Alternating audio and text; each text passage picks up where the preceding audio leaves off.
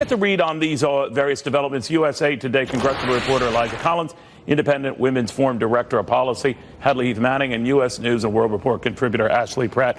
Ashley, you don't mind my pouncing on this news here concerning this New Jersey congressman, another top Republican who's opted not to seek re-election. What do you make of this?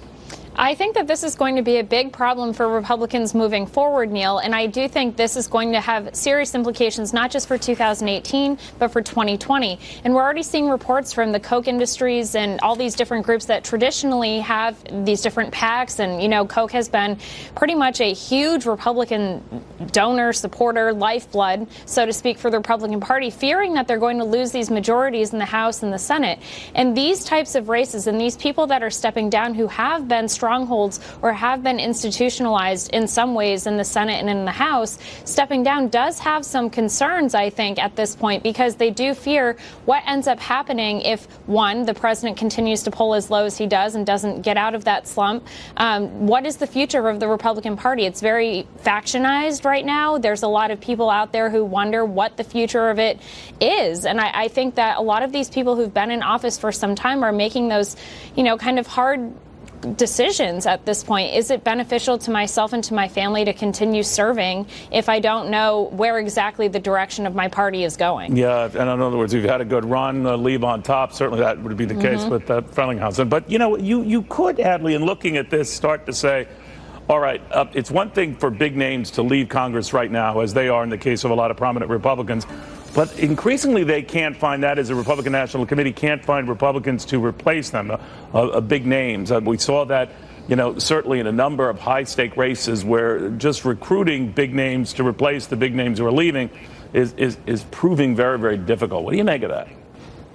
It'd be great for both parties to get a fresh stable of new faces. I'm afraid that many times when we talk about who's going to run in 2020, we're just recycling a lot of the same names in politics, and Americans get kind of tired of this. Right. But if you're a Republican, you're looking at sort of conflicting signals politically. On the one hand, you look at President Trump's approval rating. He doesn't seem to be very popular as an individual, as a politician. And yet you look at some of his policies, for example, the tax reform legislation, which is actually gaining popularity. Consumer confidence is good. All of our economic indicators are looking pretty good, and Americans are feeling better about the direction of the country. Now, whether or not that translates to support for Republicans, or whether or not they warm up to the idea of keeping the majority parties in 2018, 2020, that's a different question. But I think overall, Republicans are weighing how Americans feel about the economy versus how they feel about President Trump when they look ahead to the next election cycle. You know, Eliza, I'm looking at this, and I generally, looking at it from the investment outlook, you are richly rewarded as an investor to go against the consensus or to go against the prevailing view. The prevailing view, certainly on the House, is that Republicans are going to lose it in the midterm elections. I have no doubt that they'll lose seats. I just don't see them losing it. And I base that on improving sentiment toward these tax cuts, the better and higher expectation on the part of corporations to share the loot, so to speak. We're a couple of weeks away now from companies showing that to their workers. In improved net pay.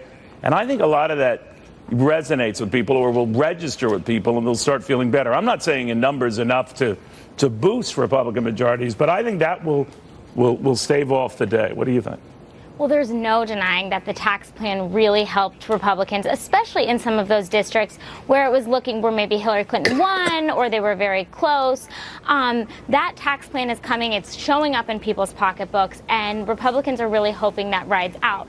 What there is concern about, and this is in some of the little bit more conservative districts, is the base turnout. Is tax reform enough to get the base that came and put Donald Trump over the top out? And especially if there's something like immigration, where they might give citizenship or even legal protections, which is something that conservatives and the far right of the party tend to be against. Will they show up? And so there's concern about base, but there is no denying that the tax plan really helped, and Republicans. No, but you raise a very good point, and actually that is usually in these midterm elections, it's the other side that brings out the vote, right? Because they're galvanized or angry enough to come out and do so. Not so if you're feeling pleased with everything, which shows up more in a presidential election, I suspect. So play that out. What do you think? Yeah, and this is going back to the point of the Republican Party being like so faction right now. And that, I think, is the greatest problem here. You have the base who was at first very happy with their decision to elect President Trump, who came out, to support him, wanted this change, wanted the swamp drained.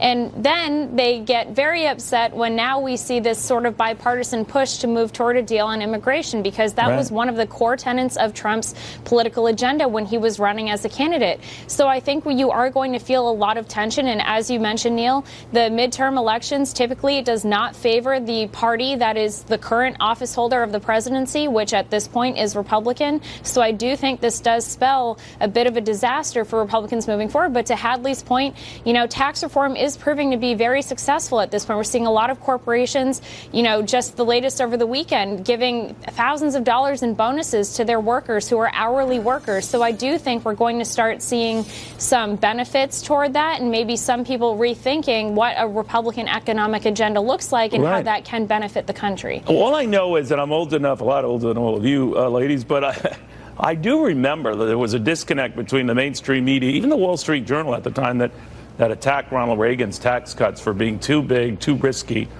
too dangerous, to quote a journal editorial at the time.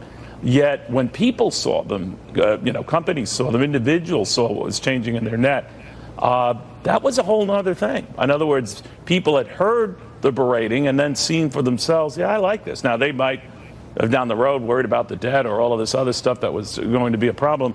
But there was a delayed response, and individuals felt it, not listening to media reports disparaging those cuts, but their own experience. Do you think, Hadley, that is one factor we just can't appreciate, maybe because it's still too early?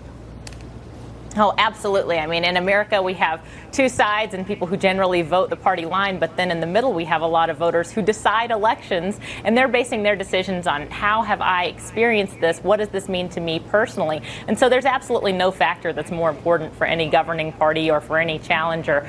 So that's, Neil, that's going to be the deciding factor in any future election. Eliza, how about the markets themselves? Do they provide any win on the back for Republicans? Well, they're certainly doing very well, and that's something President Trump rightfully keeps talking about. And if you're an investor, I think that right now you're feeling pretty good. Yeah, well put. Ladies, thank you.